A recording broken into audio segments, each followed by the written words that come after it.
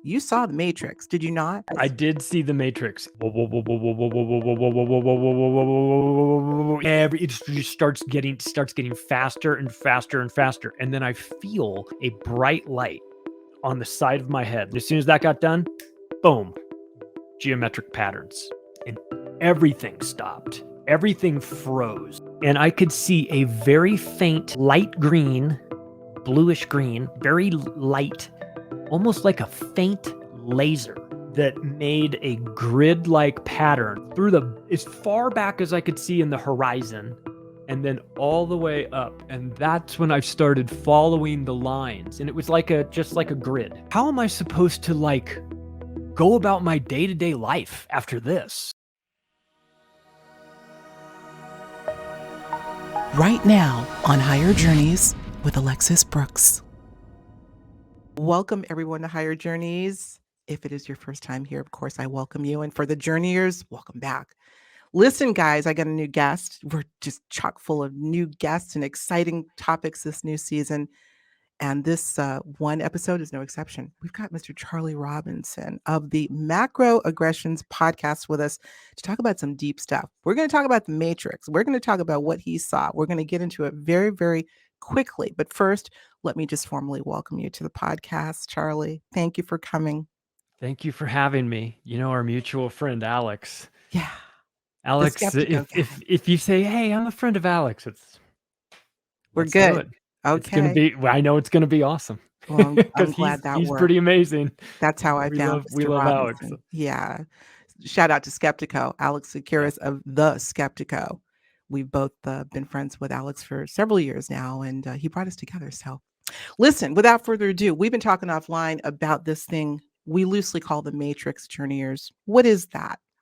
What is the Matrix? We use this term sort of in jest, particularly since that famous movie, the original Matrix, this idea, Charlie, that we may indeed be living in a simulated reality. It is highly controversial, and yet this is something that academia has in recent years really taken another look at and are really trying to mete out whether we could be, at least in a quasi-simulation even. But I always say the experiential will trump belief, or even the science in some cases, in many cases, every single time, experience. And so, Charlie, you have an experience that I happened to serendipitously run into while you were interviewing Mr. David Icke.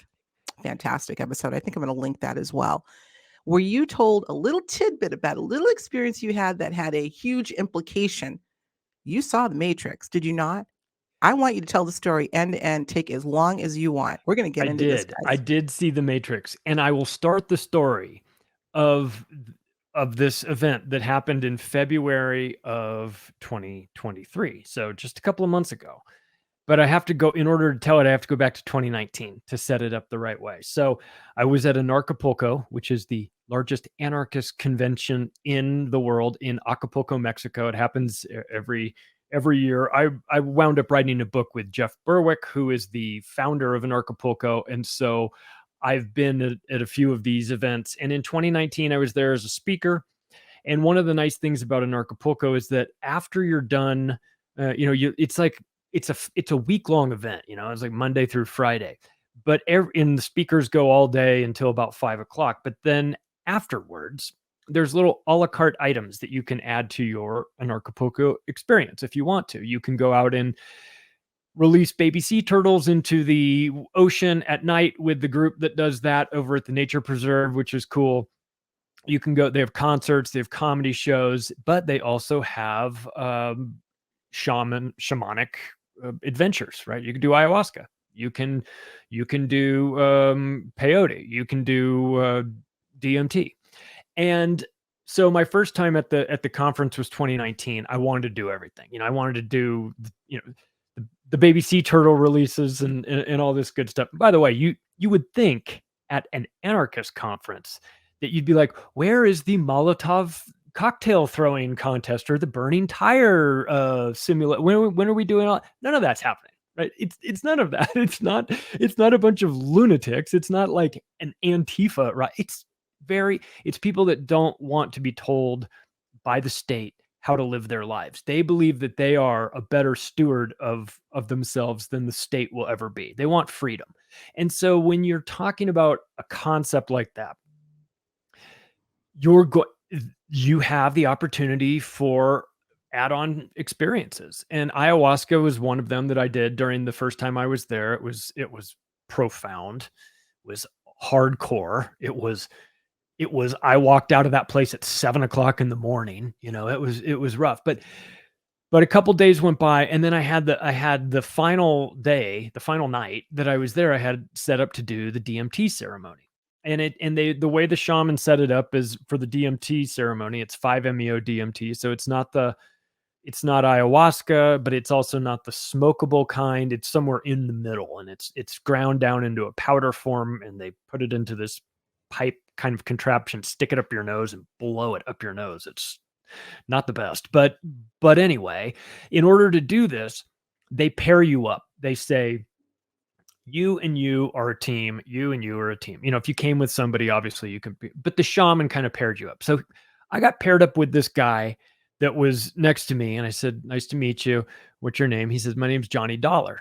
And I said, "What do you do?" He says, I'm a crypto artist." I go, what kind of art do you do? And he says, post-pop surrealism. I go, what does that mean?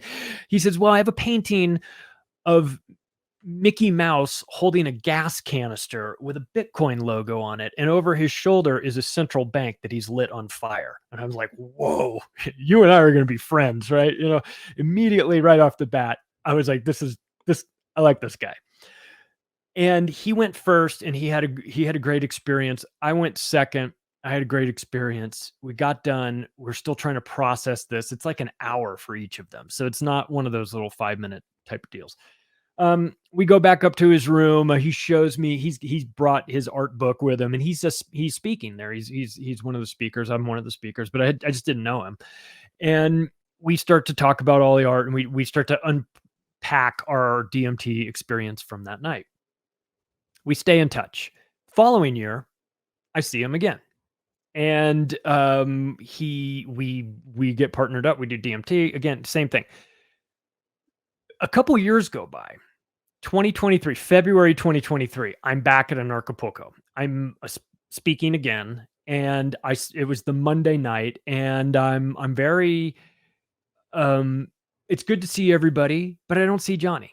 I just didn't see. I didn't see him.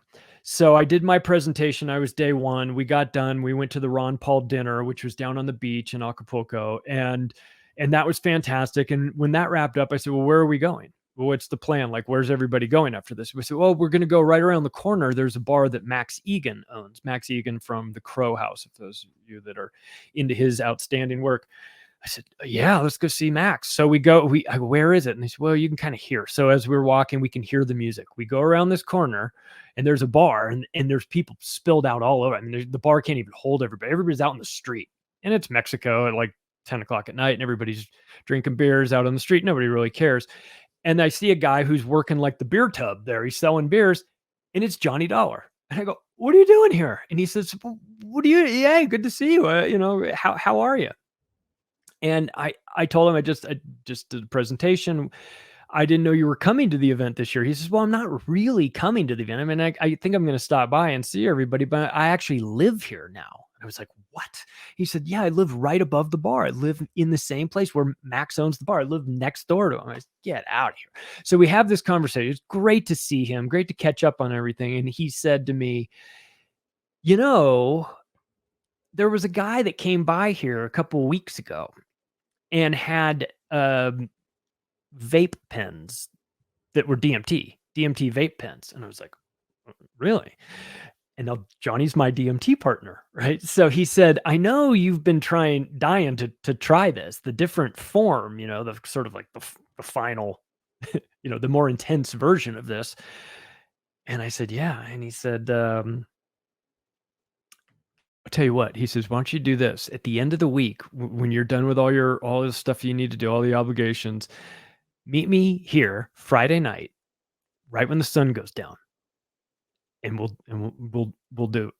I'll plan something for us. I was like, all right, cool. So the week goes by. I'm super excited. Friday night, sun goes down. I show up. There's Johnny. He says, "Where are we going?" He said, "We're going to go down to the beach." And he said, "I brought a couple towels. We're just going to go down the beach." Now, by this time, it's now not. It's dark, and we decide to go down and find ourselves a spot on this beach. There's nobody out there. There's no people. The restaurants or stores that have been around, they're all shut down. So it's pitch black. And the stars are out, which is fantastic because I live, in a city and I don't see the stars enough. So I'm already feeling pretty good. And it's Johnny, and so I feel comfortable. And so he kind of lays out the whole thing. He says, "All right, this is what we're going to do. We're going to first time around.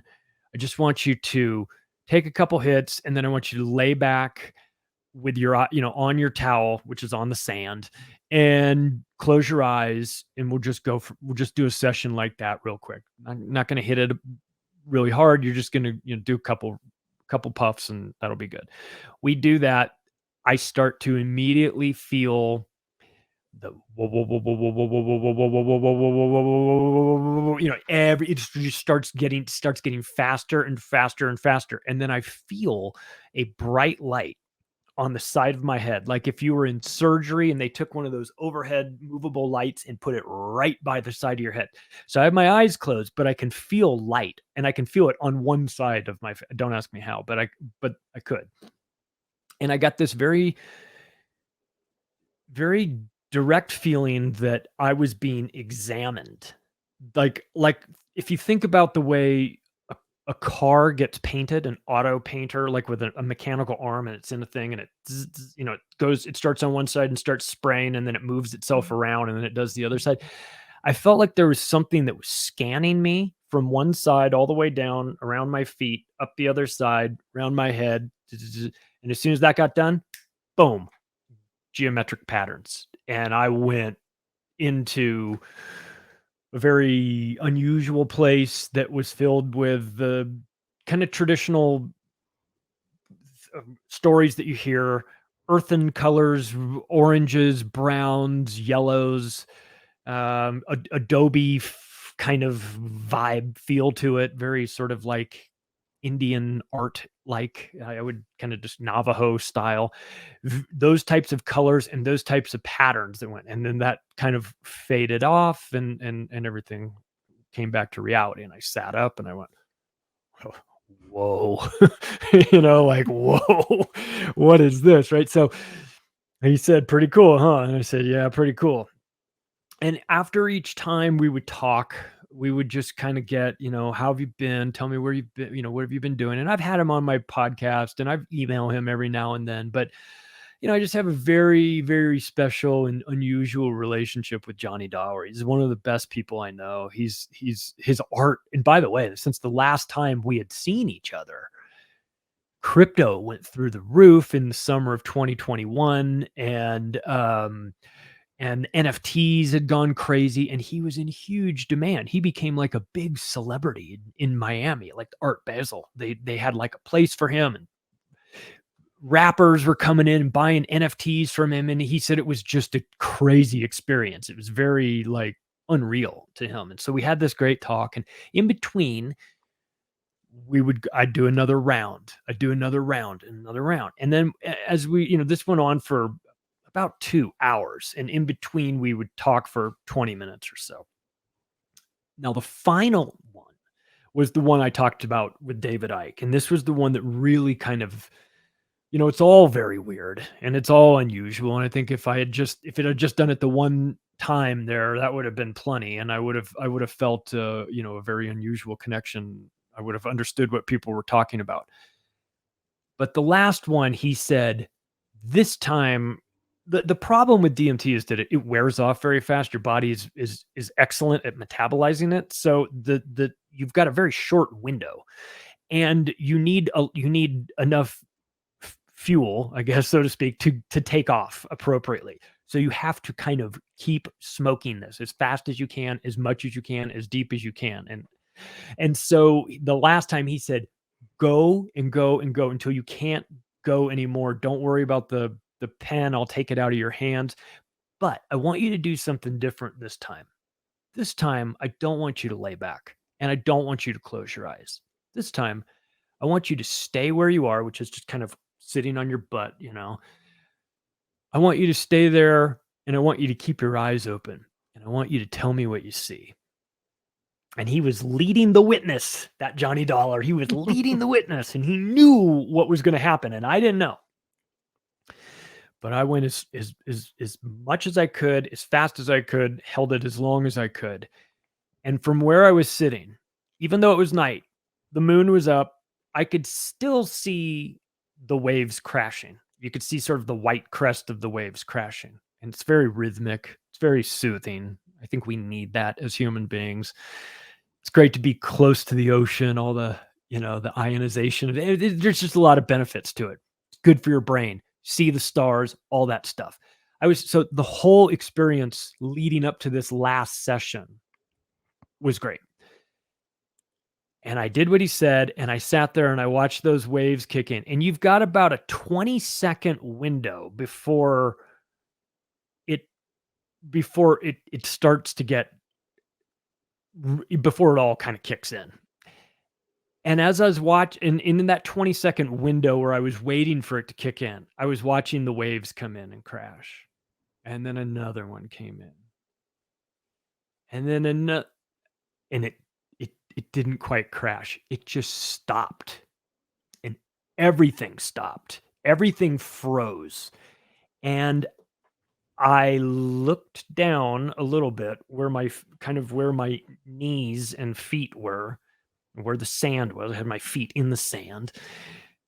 And I could see a very faint, light green, bluish green, very light, almost like a faint laser that made a grid-like pattern from where I was all the way through the sand, all the way through the water, through the wave that was still completely frozen in place, through as far back as I could see in the horizon, and then all the way up. And that's when I started following the lines. And it was just like a grid, you know, perfect squares.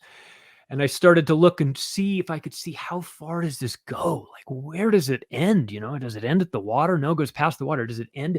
It goes as far as the horizon, but it didn't end at the horizon. It went up and up and up. And so I start looking up. And as I look up, I can see every star that's ever been there. You know, it felt like stars were moving out of the way so that I could see more stars that were behind them. And I could see, I felt like the feeling the thought that I had in the aftermath processing this was that it felt like if you had a computer program that was like a CAD design, like something that you were building, you're a really great graphic designer, and you're making, like, I don't know, you're doing Lord of the Rings and it's all computer generated, and you're doing Gollum, right? And you have to, before you put the face on it, you have to build sort of the framework of him, you know, you have to build, it looks kind of grid-like, but it kind of takes shape. I felt like I was seeing the like you were peeling back several layers of the universe, and I was seeing the base layer, and the base layer was a grid. And I said afterwards, I think we're in a simulation. I don't think this isn't anything like what we've been told it is. It's nothing like it. And look, to just for context, I'm not religious.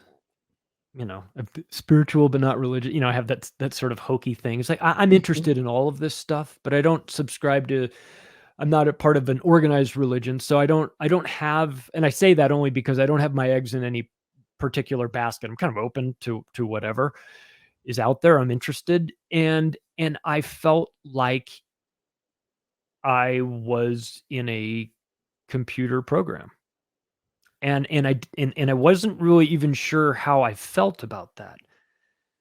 I didn't have like a religious component that was pulling at me saying, no, that's all wrong. So I didn't have that tugging at me. So I was kind of free to explore the concept of that maybe I was in a simulation. and it was so much bigger than I could imagine. It What felt was like bigger? What was bigger, Charlie? it felt like it felt.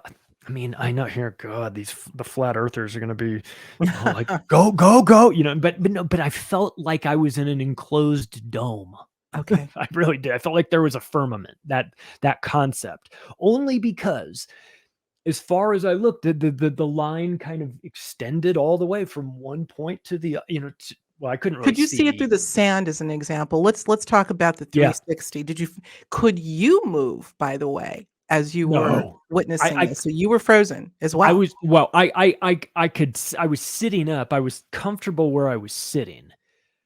I didn't, and I was instructed to not lay back. So I was intentionally not moving around too much, but I did move a little bit when I leaned my head back to kind of see what was going on. Okay. In the very end, when it finally ended, I did, because I wanted to see the stars as much as I could. I did finally lean way back onto my elbows and tilt my head up so that I could look at the stars. And because I was trying, what I was trying to figure out was the grid in front of the stars or Mm. was it behind the stars? And that's the most confusing part for me, was that it appeared that the grid was behind the stars, like that everything was inside of it. But but I mean, if I was under oath, I don't know if I could say for Right. sure that Because was they're the case. right. I It's mean, just it's looking at stars, they say just the act of looking at stars can be somewhat of an optical illusion, so it's hard to say. But yeah, I want to this. Thank you for this. This is wow, and I'm so yeah, glad that I convinced you to really, because I'm sure you had to go back in your mind and really think this yeah, through after yeah. I reached out to you to say I want you to talk about this. Here's a question. This happened recently. This happened this year in 2023. Yeah. You obviously had some semblance of an idea that the simulated model was being discussed in Yes. circles. What were your thoughts on that before you saw this? Did it I was open to it, but I didn't have any energy one way or the other on okay. simulation theory. I've heard, I've heard Elon Musk talk about it and Yes. say, well, the chances, and all that stuff. So I I I can hear the concept getting talked about in a serious way and in a joking, laughable way. So I've heard all of it, and I don't really have my eggs in a particular basket of belief in terms of simulation, religion, or anything like that. I'm still sort of gathering data Mhm. before I decide how I feel about this. This one experience, though, put simulation theory into a place in my mind where it wasn't just a bunch of lunatics talking about, wouldn't it be cool if we were part of like the Matrix, or somebody that's watched too much science fiction. This put it in a context for me of, there is a very different reality out there, and it's so real on with that substance, and you can feel it slipping away as it slips away, as reality starts to come back, and it feels like it's taunting you, that it's there, and it's always there, but you can't see it. There's something going on in your head. There's some filter or barrier or something, sanity, reality, sobriety, whatever you want to call it. There's something about your day-to-day life where you can't see it. And maybe it's for the best, because if everybody saw this, nobody'd get anything done. I don't know, but I remember I turned to Johnny after that last one, and I said to him, how am I supposed to like go about my day-to-day life after this? And he said, yeah, right. Exactly. I know what you're saying.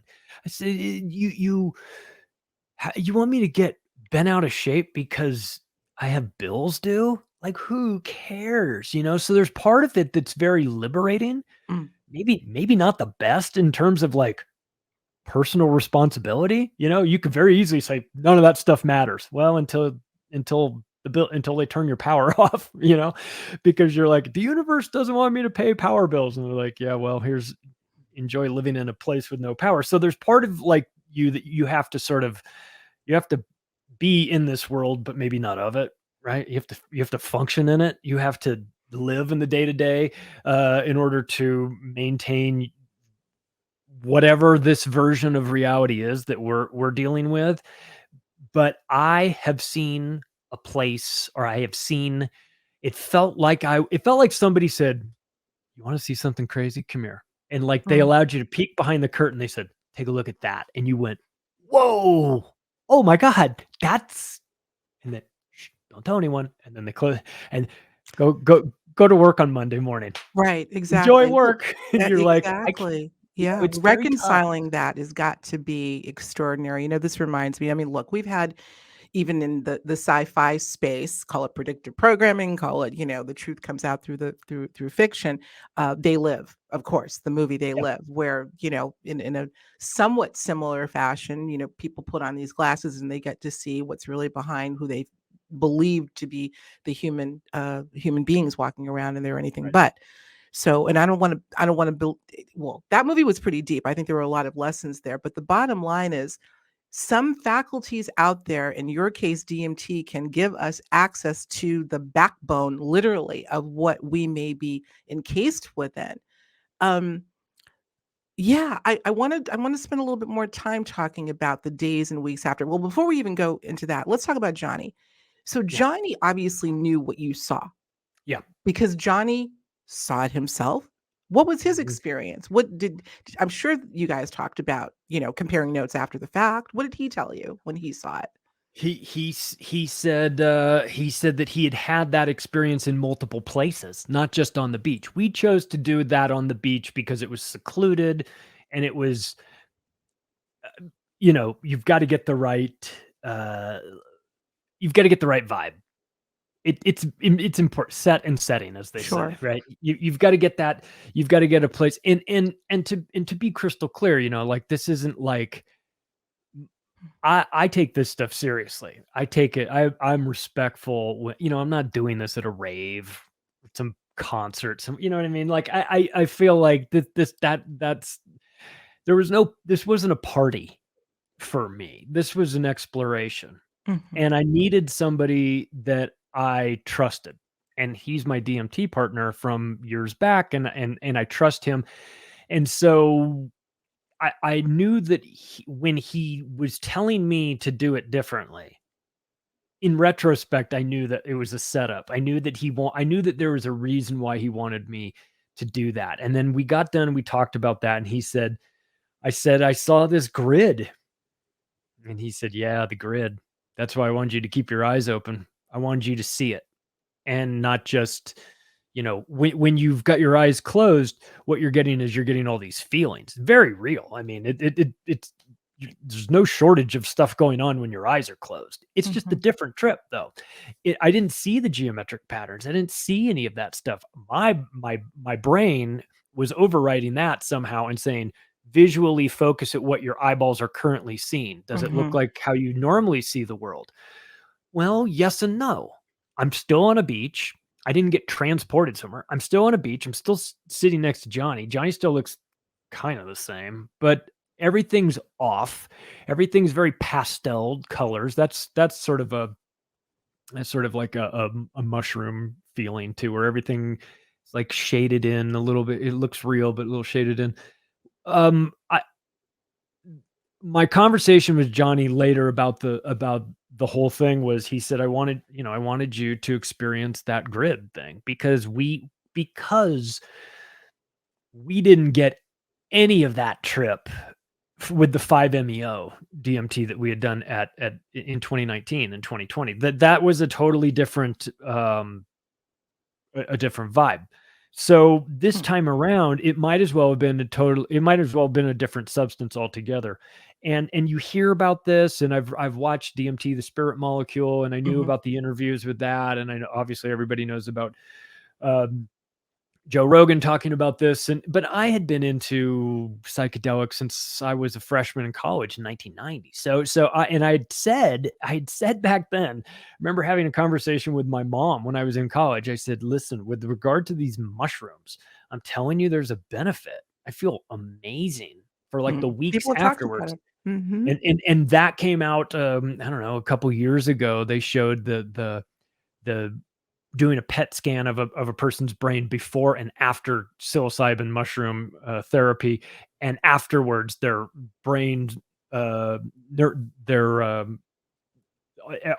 was lit up, everything was reconnected. They said it reconnects neural pathways. They get disconnected during the course of your life due to stress and trauma and things like that, and that this substance helps to reconnect them. And I showed her. I said, "See, I told you when I said you thought I was just wanted to go to the Grateful Dead concerts or something, but I wasn't doing that. This was there's like a science behind it, and Sure, so I absolutely. had come out of that, out of understanding that if you treat these substances with respect, and if you're there to get an education from it, and you humble yourself and recognize I don't know it all, but I'm interested in finding out a little bit more, then magical things can happen. So I was already into this in a variety of ways, and this was just one more experience that I added on. But I was not going into it. I'll tell you this, I was not going into it thinking about simulation, looking for it, expecting it, or anything. That was never discussed. Revelation. Yeah. I didn't, he wasn't leading the witness or anything like that. It was, in fact, he did a very good job of not saying anything about that. Mhm. And I think because he knew that I needed to come to that naturally. And what was crazy to me was that he knew I would see it. Right. And He he knew was you would right. see it. Well, okay. So let's unpeel. Let's unpack. Let's kick the tires on this a little bit more because I really Yeah. want to keep our focus on, gosh, you just had a revelatory experience of a lifetime. Where does one go from here? And how did you, once you took this in, did you question yourself and even just the whole dynamic? Did you find yourself wanting to look deeper into how real, ironically, paradoxically, how real the simulation is? Because I know. simulation is about it not being real. It's a simulation of something else. What happened when you left there? How did your life change? Well, every time I've left in Acapulco, I've felt the same way. I felt conflicted. On the one hand, what a great week. I always feel re-energized. I meet new people. I have a lot of people I stay in touch with from there. I have a great time. I get educated. It's Mexico in February. You know what I mean? Like, Right. how bad can it be? Right. So there's that. You're around like-minded people. I feel very energized, re-energized, right? I feel like it's like it charges my batteries and I can go for till the next time around. But the conflict is that I feel sad because I'm going back to reality. I'm going back to the real world. I'm going back to a place where it's not an Acapulco. I'm not surrounded by like-minded people that are thinking outside of the box and creating new systems that are better than the existing system. And they're, homeschooling and unschooling their kids and teaching you how to do that and showing you how to get healthy and other ways that the government wouldn't like you talking about because they actually work, and things like that. And so you go through this week of this and you're inspired. And it's that I've never heard of this person. I'm going to watch that presentation. I'm going to watch this movie. They're playing this movie. And it's overwhelming. It's a week of being overwhelmed by it, and in a good way. And then I go back home and it's a bit of a letdown. And I could see, though it didn't happen to me, but I could see how it could, after having that DMT experience, how it could make you feel a little bit like, who cares? It's all out. None of this stuff matters. None of this Sure. stuff. A lot of people are And feeling that that, way now anyway. Not to cut you off, yeah, Charlie, but a lot of people, because of the revelations about how things work, and I hate using, the proverbial waking up, whatever you want to call it, more of an awareness of the reality of how things work.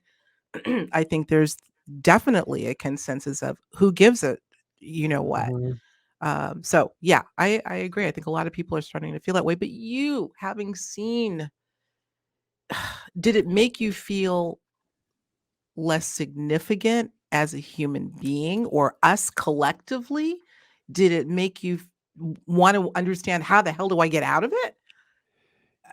How It did it make you made feel? it made me feel like, worst case scenario, I'm, you know, I'm just part of this simulation. There's no downside. It's only upside. I actually left feeling kind of not, I wouldn't say I was optimistic or hopeful, but it felt like a video game where in the end, like, if I do something wrong, if I if I die, when I die, all these things, it's just part of the game. It's just part of how it's all set up. I didn't feel hopeless or lost or anything like that. I felt like I had a pretty nice safety net, if I'm being honest. You call it that. Like, what's the worst that can happen? I die in the simulation. It's a Well, simulation. You know here's a what I mean? question. Did you ponder the idea of the afterlife, and whether the afterlife, at least at certain levels, are also within the simulation? Well, I'll tell you what I thought. I thought of the we've heard people talk about this, the soul trap, about getting caught in the light, go to the light, go to the light, and all of that. It made me think about that, because I was seeing lights, I was seeing the light of this grid, like, appearing almost like, it's just like, it's like somebody Was it turned it on. illuminated? Was the grid itself illuminated, Oh, Charlie? yeah. Yeah, It was. illuminated, very faint, but enough that you could see it, and enough that I could tell that it was, as it was close to me with regard to the sand, I could see it was perfect squares. As it got further away, it was kinda hard to tell, but I assumed that it kept its, structure, square grids all the way through, like graph paper. Like graph paper, a Mhm. white sheet, very fine teal line, like that. And it lit up, not super bright like neon, but just enough so that you could see it. And Hmm. it just felt like you took reality and you just peeled back the skin of it so that you Mhm. could see what was underneath it just for a second. And I felt like I saw the structure, Right. and again, it felt like, because I could see that it extended through the whole sky, Mhm. it felt, that was what made me feel like it was enclosed, Mhm. was because it kind of came out the other end, that's what made me feel like it was more like an enclosed bubble, like if you pictured, like, being inside of a sphere with a grid projected all the way around the Mhm. entire ceiling. It felt kind of like that, but the stars, I remember looking up and seeing stars, and I've never seen so many stars in my life, but thinking to myself, I want to see the stars behind those stars. Mhm. And they sort of moved in a little way. It almost like it kind of moved, like, oh, you want to see the stars behind? Okay, well, we can move that out of the way, and then you can see even more stars. Whoa, they're even way back there. But Absolutely. there was that grid again. And I couldn't tell if it Hmm. seemed like the grid was behind the stars, but again, it's like, it's perspective. Your eyes aren't really working well. Stars are tricky, just in under the perfect circumstances. You don't know what the atmosphere is doing. The whole thing. Like, Right. there's a lot to unpack. And Lots to again, like, unpack. I couldn't say with any certainty whether the grid was necessarily behind the stars. It looked like it was, but it only looked like it The was. bottom So line is, it was there. the bottom line is that And it was there. It was undeniably there. And even if I didn't want it to be there, didn't seem to matter. That's what I saw that right. time around. And now, I mean, after that, I it's a lot to unpack, Of course it is. and it takes It takes a while. We had a really funny experience the first time in 2019. When we had done the ceremony, and then we were going back to Johnny's hotel room. So we had to get in an elevator and go up to this hotel. And when we did that, investigative reporter Derek Bros, who's a friend of mine now, but I didn't know him at the time, he got in with us. He says, hey, how's it going? Because he was going up the elevator, and he said, how's it going? Where are you guys coming from? I said, just did the DMT ceremony. He goes, if you wake up in the middle of the night and you feel like you're still kind of feeling it, that's normal. And I was like, thank you. Thanks for the tip, So I remember that in 2019, that the guy who had another guy who had some experience was like, by the way, you may experience this all night long. And I remember thinking that after that night with the grid, which was, I didn't expect to still be seeing any of that stuff, but I did realize that my mind was going to have to catch up with what I just saw, and that process was going to take, I don't have enough CPU.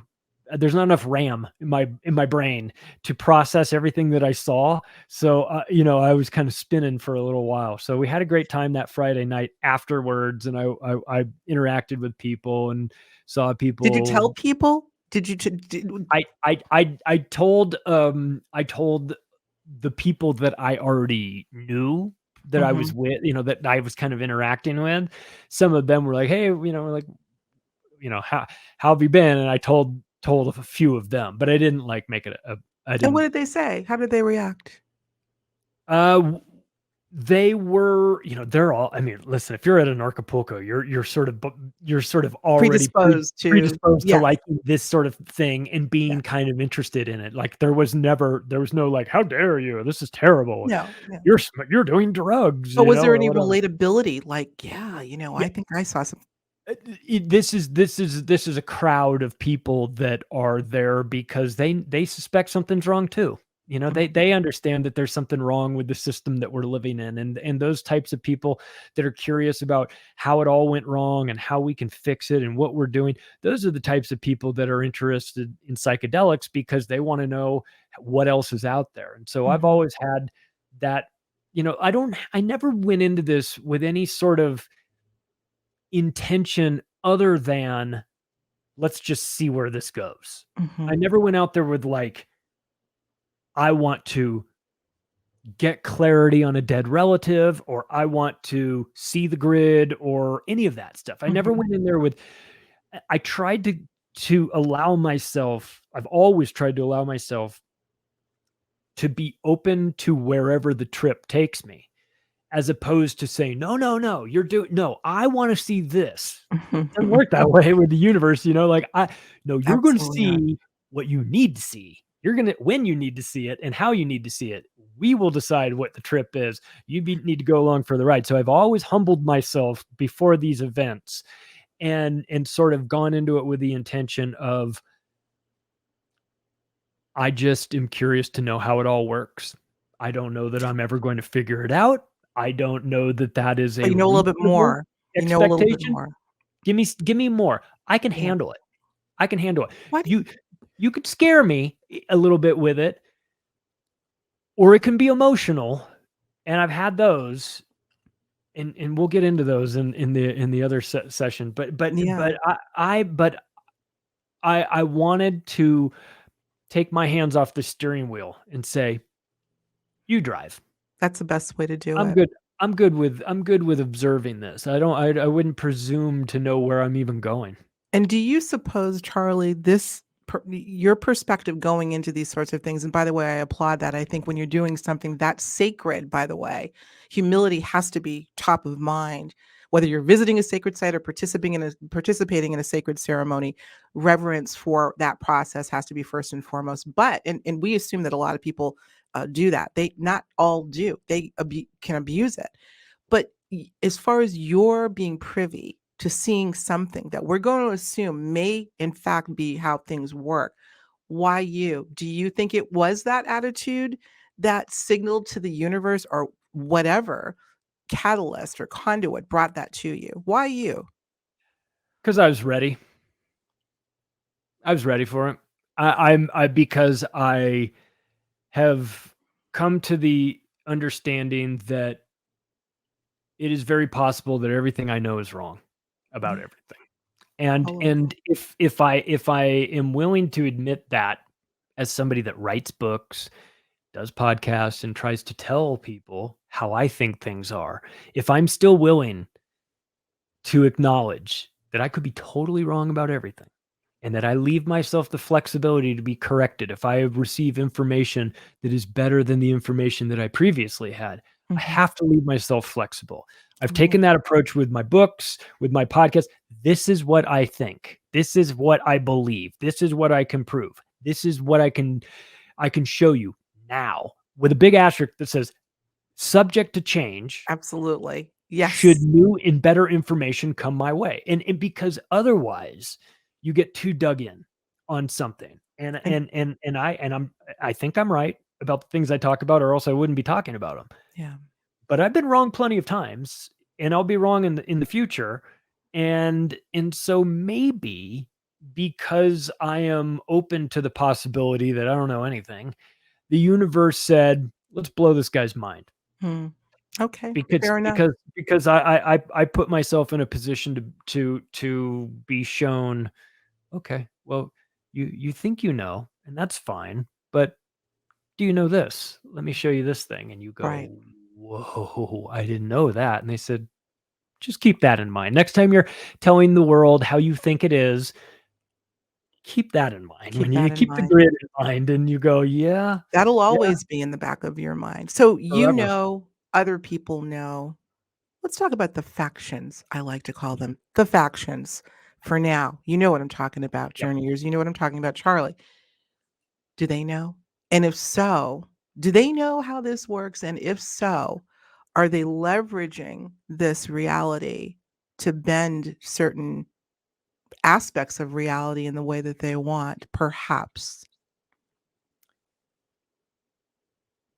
I don't think so, because I don't think they would ever get themselves humble to the point where they would be able to actually receive the messages. The people that want to use this and trap you and hold it over your head, this information, those aren't the people that would ever be trusted with this information by the universe. I just feel like those people would be getting bad info. I feel like this is a magical experience that I had. It's something that will there's very few times in life when you are in the middle of an experience and you recognize this is one of the coolest things I've ever done in my entire this will be one of the top 10 things I do in my life. I had that experience happen one time back in 98 when I was with my friends and we rented Harleys and rode around Maui Mm, all day on Maui's. And I said, this is one of the top 10 things I will ever do in my life. One of the coolest things. And I recognized it in the moment. mm, The DMT session was one of the coolest things. I, the the mindset that you need, I think, to be in a position to get information like this is incompatible with the mindset that you would have if you wanted to use this information to control people. mm, I just mhm. don't think that you could ever. Well, I mean, how disrespectful would that be to Right. know about all this and then use it to be a jerk to people and enslave them because of this? Oh, I mean, And yet but here's where the rub comes in with this, Charlie. Now this is where we get on the rabbit hole. The rub comes in, you know, at first blush when you think of this, imagine breaking news. We are living literally inside of a matrix. I've seen the grid. I've seen right. the net. I guarantee you there would be more than a few people that would think this is a malevolent idea. Is this a universal construct? Who put it there? What put it there? And why? If Yeah. we are supposedly individuals of free will, how can we be in free will if we are in an enclosed, finite structure? I'm going to play devil's advocate for a little bit. How Yeah. would you respond to that? Well, I don't think we have free will to the extent that to the as far as the parameters of the settings that have Mm, been set up, right? mm, But we don't. We're operating under like the laws of physics in this reality, the laws of free will, in this reality. But that's not to say that there isn't ways that you can adjust the settings on that a little bit more. I mean, I don't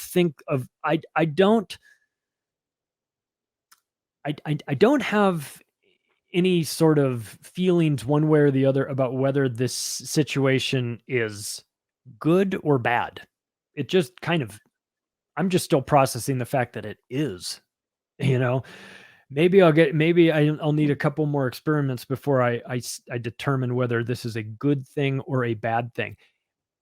If Do it's you a want to see it simulation. again? Do you want to see this again? Oh yeah, You do? absolutely. Yeah, Okay. for sure. I would like to, I want more information to the extent that I'm allowed to have it. I would like to, but if it's a simulation, then why would something be simulating this?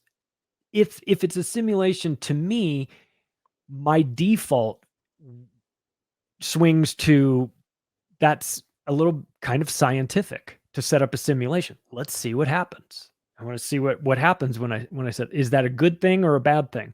I don't know. It's just, let's see what happens type of thing. Could be good, could be bad. There's, of course, we live on this planet. There's horrible suffering. Right. You can turn on your TV and see it, or you can close your TV and you would never know it was there. So the whole reality is subjective too. And so good, bad, Or just good. is. It's good. Yeah. Maybe it's good now, but bad later. I don't know. Yeah. This is, everything kind of changes. I don't know. I'll tell you, I didn't put any sort of good or bad label on it. Mhm. I just felt like I walked in and saw something I wasn't supposed to see. Mhm.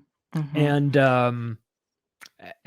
And now But you I'm were. trying to piece that together. Yeah, but I think you are. I want to give you a quote before we close out. A couple more things before we close out.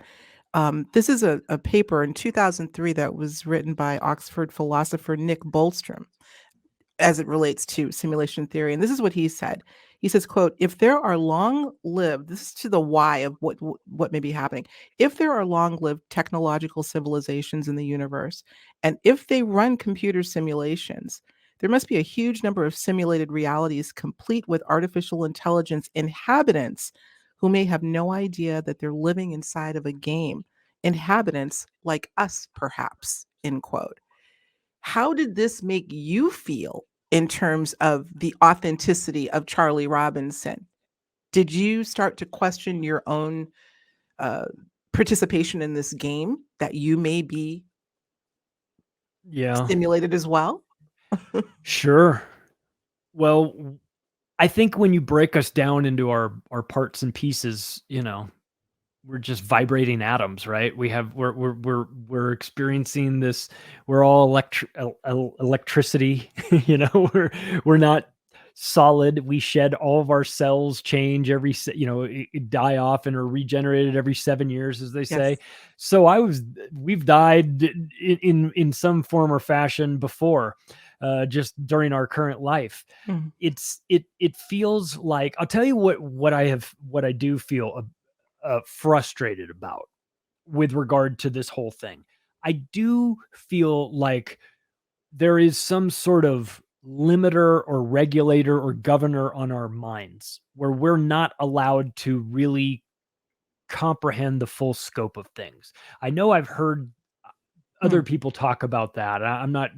This isn't like I'm coming up with some new idea here or anything like that, but the idea that we are restricted from our true powers, things like telepathy, all of these, you get a little glimpse of them from time to time with psychedelics, and you go, okay, I can hear this conversation that my friends are having in this back room,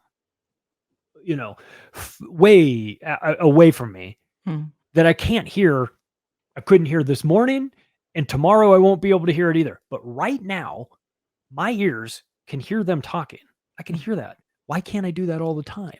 Why Mhm. can't I access that all the time? Why does it take a some sort of substance that allow me to connect to Or this thing. transformative. It could be a spiritual awakening as well. And there are people that are actually wired to have more of this. I have a cousin, not to cut you off, but I have a Yeah. cousin that can hear conversations of people having conversations remotely.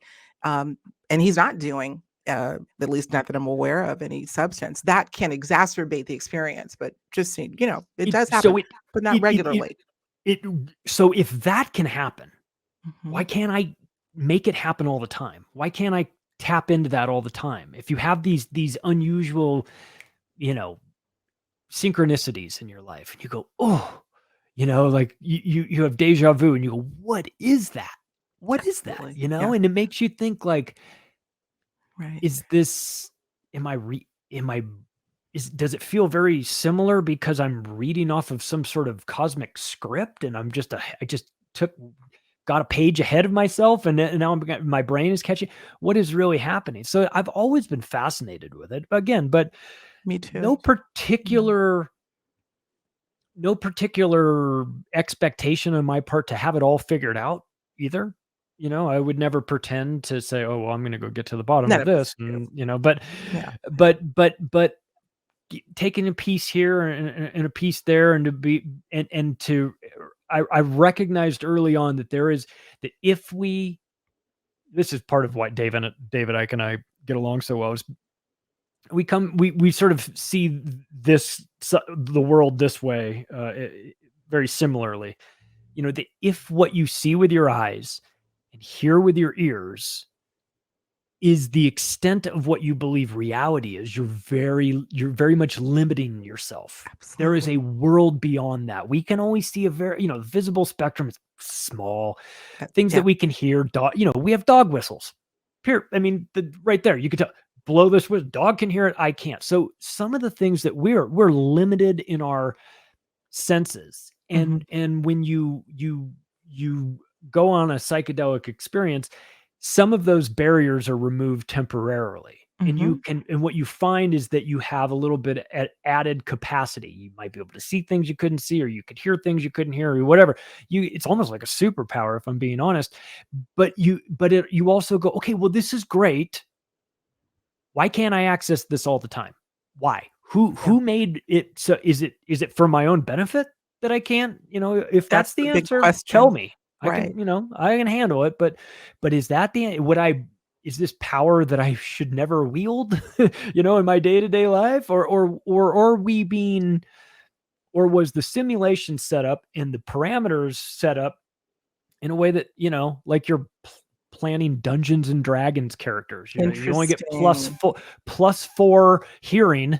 You don't get +9 hearing. If you get +9 hearing, you have to give it up somewhere else. You know what I mean? Like what are we doing? Playing some sort of trade-off with our abilities. And so that to me makes me feel like somebody got in there and put the settings at a certain level where human beings can only do this.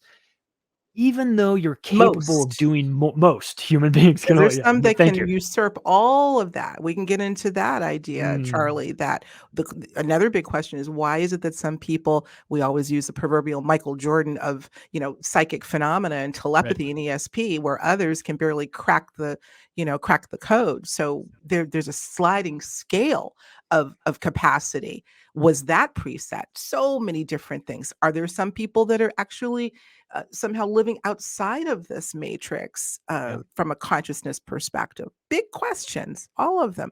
Listen, we're over time. That's how deep this conversation is, you guys. We're over time. We're going to go over to Patreon. Now, we talked offline about going more into your DMT experiences, and we can touch on that. But you know what I want to do, you guys? Here's where I'd like to go with this conversation, because we can't end it here. So please come over next door. Jerry Wills. If you all know the story of Jerry Wills and his Peru experience, that was told to me by Linda Moulton Howe, and it's actually on our YouTube channel several years ago, is phenomenally interesting to correlate to your experience. And we didn't have a chance to go into it here, but I really would like to take that next door.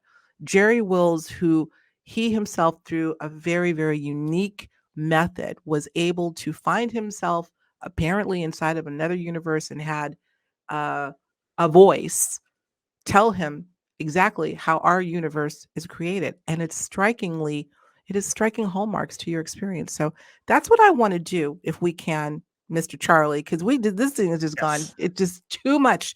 Whew, we may have to have a part 2. I think we will have to have a part 2. But come on over to Patreon. But before we do, a couple of things. You've got a great book. You're working. Can I say you're working on a second one? Or am I not supposed to say that? No, I'm always writing. Yeah, Okay, I'm working on another one. But your first book is The Octopus of Global Control. Yes. We're doing really well, by the way. I'll have a link where you can get that book on Amazon. You'll be able to. It's heavy. It's hilarious and horrifying. I think I'm quoting you at the same time. Yeah. And also your Macroaggressions podcast. Where can people find it? In audio format, wherever podcasts are served. In video format, Rockfin is a good place. Band.video, they have it. Odyssey, Vigilante.tv, that's Jeff Berwick's platform. So I try to put it out wherever I can. But most people listen to it in the audio format. And I know that because at Anarchapulco this year, I was freaking people out because I was talking to them, and halfway through the conversation, they realized they were talking to me because of the voice.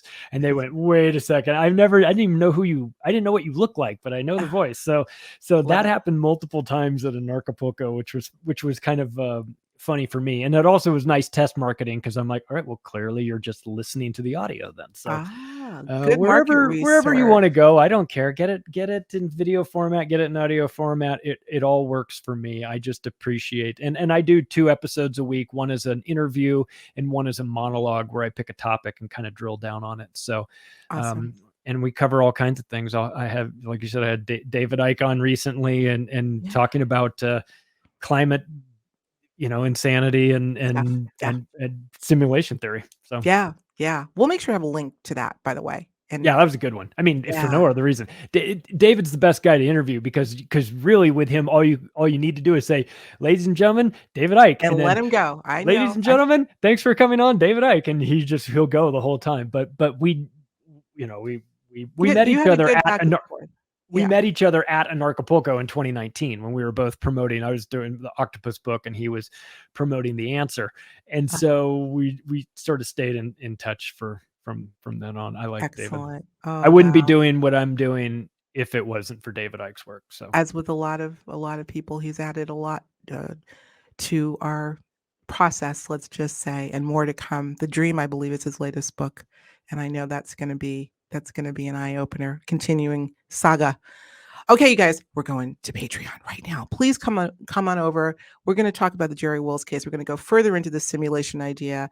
And when you do, of course, you're supporting Higher Journeys. So we appreciate you for that. All right, guys, we'll talk to you soon. Don't hang up. Take care. Bye. If you enjoyed this episode, be sure to watch what's next, plus more to explore. And don't forget to subscribe to Higher Journeys.